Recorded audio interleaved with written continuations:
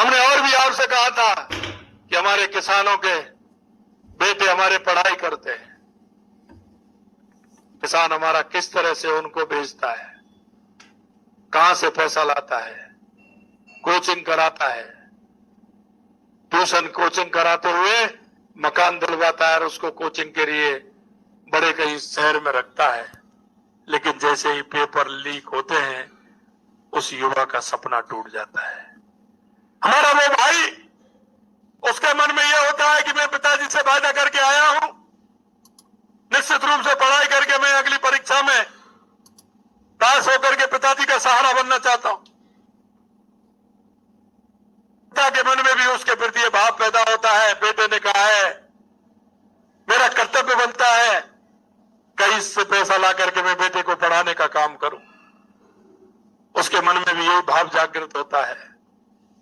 लेकिन मित्रों, उधर पिताजी की उम्मीदें, उधर पुत्र की उम्मीदें, जब परीक्षाएं पेपर लीक हो जाता है दोनों की उम्मीदें मर जाती हैं।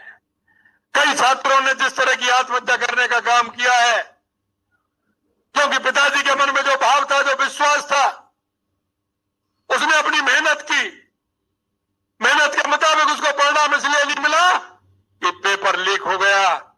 हमने कहा था ये उस पुत्र की और उस किसान पिता की आत्मा को अगर किसी ने दर्द पहुंचाया है तो उसको किसी भी कीमत पर बख्शा नहीं जाएगा, छोड़ा नहीं जाएगा।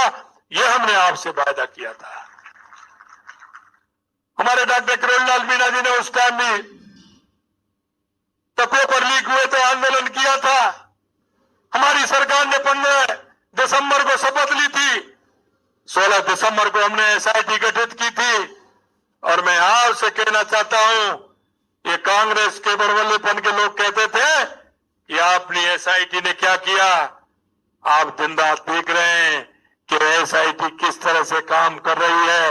मैं आज भी आपसे कहना चाहता हूं, उन किसानों के बच्चों ने जिस तरह के उनके आत्मा को आघात किया है, हम किसी को छोड़ने वाले नहीं है, किसी को बख्शने वाले नहीं है।